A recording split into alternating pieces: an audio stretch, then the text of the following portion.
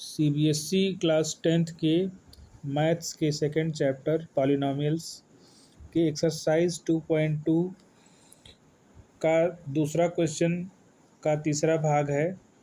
आइए इसको सॉल्व करते हैं। ये क्वेश्चन इस प्रकार है, find a quadratic polynomial with the given numbers as 0 and √5 as the sum and product of its 0 respectively. तो यहाँ पर जो है 0 और √5 दिया गया है।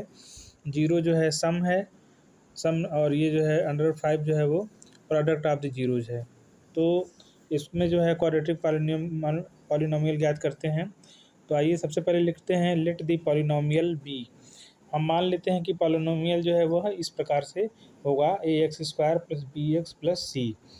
तो यहाँ पर लिख लेंगे px बराबर पॉलिनॉमियल बराबर ax² + bx + c। अब आइए यहाँ पर जो है सम ऑफ जीरोज दिया है 0। तो यहाँ पर जो है फार्मूला है सम ऑफ जीरो ज्ञात करने का, माइनस कोफिशिएंट ऑफ एक्स बटे कोफिशिएंट ऑफ x²।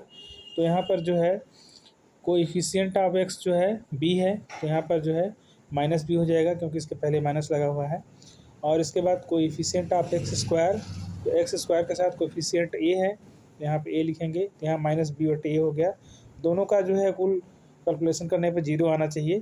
तो यहाँ पर जो है ऊपर 0 और नीचे एक बराबर a की जगह पे 1 लिख लेंगे तो आ जाएगा 0।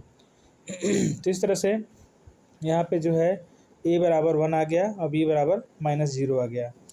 अब इसके बाद प्रोडक्ट ऑफ 0 ज्ञात करते हैं। तो प्रोडक्ट ऑफ 0 यहाँ पे दिया हुआ है √5, और प्रोडक्ट ऑफ 0 ज्ञात करने का फार्मूला है कांस्टेंट टर्म बटे कोएफिशिएंट ऑफ x²।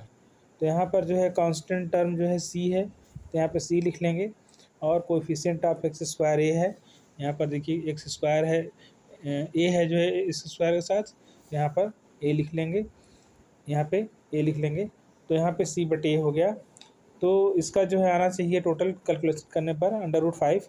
तो यहाँ पे c की जगह पर √5 लिखेंगे और a की जगह पे 1 लिखेंगे, तो कैलकुलेशन करने पर √5 आ जाएगा, जैसा कि यहाँ पे प्रोडक्ट ऑफ 0 √5 दिया हुआ है। तो यहाँ पे हमें a बराबर 1 और b बराबर -0 ज्ञात हो गया, और c की जगह पर भी जो है √5 हो गया। अब ये जो है पॉलिनॉमियल ज्ञात करते हैं कैसे, तो इसके बाद जो है हेंस क्वाड्रेटिक पॉलिनॉमियल क्या होगा, लिखेंगे ax² + bx + c था, हमने माना था।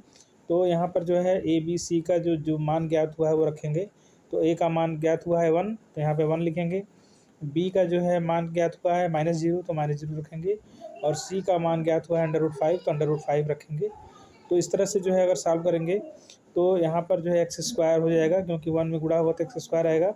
यहाँ पे -0 में x का गुणा होगा तो कुछ नहीं होगा, सब 0 हो जाएगा तो कुछ नहीं लिखेंगे, और यहाँ पे फिर बचेगा प्लस √5, तो हो जाएगा पॉलिनॉमियल x² + √5।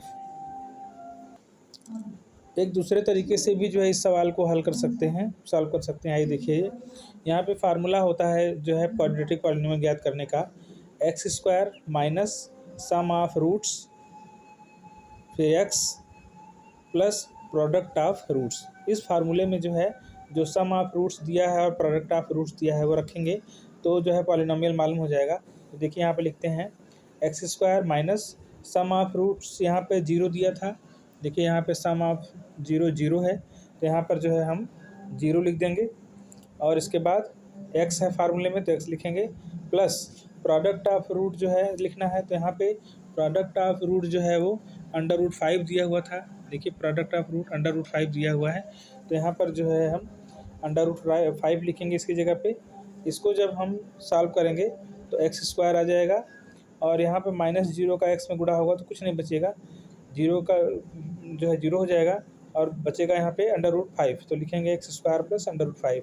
तो इस फार्मूले से भी जो है क्वाड्रेटिक पॉलिनॉमियल ज्ञात हो गया, x² + √5, और यही चीज़ जो है यहाँ पर भी ज्ञात हुई थी। तो ये दूसरे तरीके से भी आसानी से हम इस सवाल को सॉल्व कर सकते हैं।